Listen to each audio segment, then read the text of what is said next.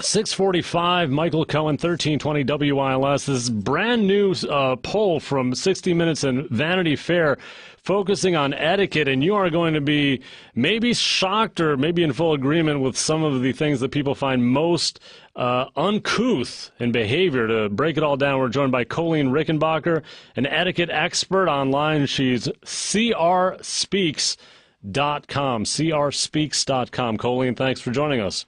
Oh, my pleasure, Mike. How are you doing? Good, good. This poll on etiquette, it's always, I mean, etiquette itself seems like we don't give it enough attention now. Do you think we really talk and understand etiquette like we ever used to?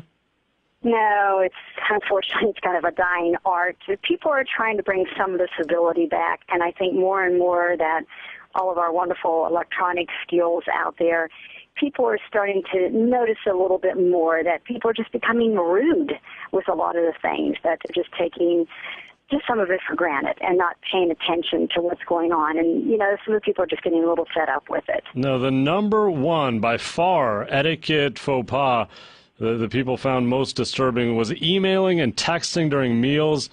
Now, tell me, how do you deal with that etiquette-wise? Because it's something many people do, emailing and texting during meals. What should we do about that? A lot of restaurants are now even putting up signs, which is great. Unfortunately, people aren't paying attention to it, though. But they're just saying, instead of looking down at anything that you're texting or emailing or whatever you may be doing, or even talking on the phone. It's amazing. Two couples will go into a restaurant, all of them pull out some kind of electrical device. Either they're texting to somebody else, or they're playing games, or they're talking to somebody. Mm-hmm. And a waiter will come up to them. They're trying to take their orders or tell them what the specials are, and they're too busy with all of that. And it's annoying. It's very, very annoying. Well, what about the wait staff? When you see some of these young people, at least when I do, it seems like they do it in a coordinated fashion where they're all talking, and then suddenly within a moment they'll all check their phones together and then get back to it. And then they stop. Exactly. And because my husband and I went to a restaurant and we were watching all this, and my husband put his hand on me and said, "Don't say anything, don't say anything, don't say a word." But it was instantly they all seemed to put them away, and then they all went to they had to answer those, emails or text or whatever it might have been, more so text than emails anymore. But they seemed like they had to, it was like a moment of silence where they had to check everything, right. And then they went away. Now, does that appear to you as potentially rude, or is that just a kind of coordinated practice that we should all get used to now? Unfortunately, yes, I do think it's a point, especially if it's younger people and their parents are with them. I think it's a time where they need to be together as a family. But unfortunately, it is kind of accepted practice, anymore. But I think it is a time where people should be together, and, you should have the courtesy of other people there.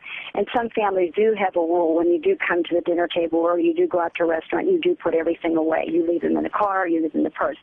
If there's an emergency, then yes, your phones or whatever should be there. And then if the call comes in, then yes, you should excuse yourself from the table.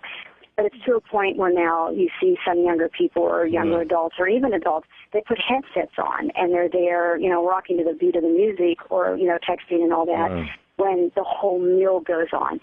That, I think, is rude. Well, I have there should be a time. I have not seen that yet. They're lucky to be able to get away with that. Number two was more than half of the people surveyed think a Facebook post is the worst way to break up with someone. Is there actual etiquette out there for breaking up with someone? Well, you're seeing it more and more, and the percentage is, unfortunately, kind of high that people are now breaking up with that. People were thinking, they said it's not a gutsy way to do it. That was 51% of the people said that's the worst way you could possibly break up with somebody. I mean, that is kind of a chicken going out, and I don't want to date with you anymore, or I want to break up with you.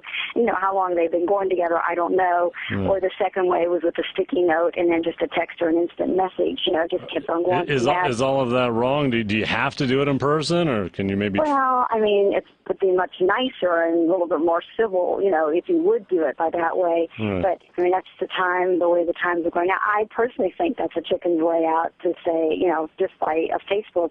And plus, two, I mean, if you are going to break up with someone, I mean, it might be a little bit nice if you would text them, so at least be between you and that person, as opposed to putting out as a post where now everybody in your school or everybody on your Facebook has now seen that you broke up with that person. That is a public display. I think at least be a little bit more personable and just between you and that other person that you're doing it. Public display of the lack of affection.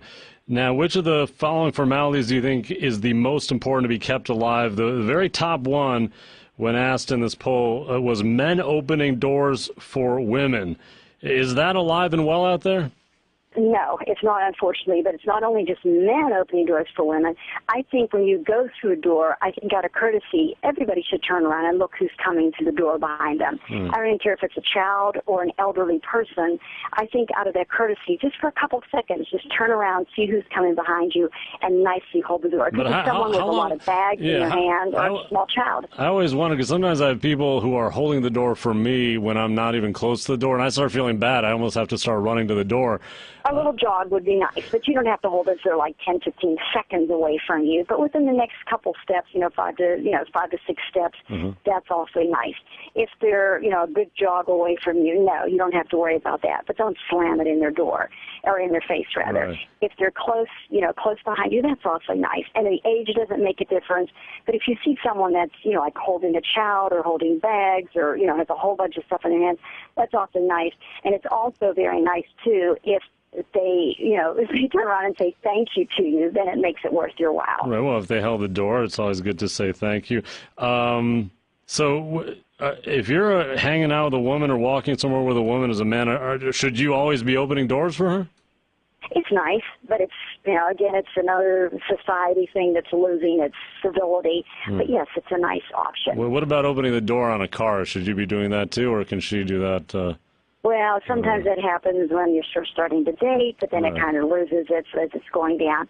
But it's nice. Right. It's nice. And you'll see elderly couples still doing that today, which is very, very, very nice. But again... So these are the results, the 60 Minutes Vanity Fair poll results on etiquette. Number one, of course, emailing and texting during meals, the most annoying habit that Americans feel that exists right now. Colleen Rickenbacher, again, etiquette expert, crspeaks.com, crspeaks.com. Colleen, thanks. Oh, my pleasure, and thank you so much.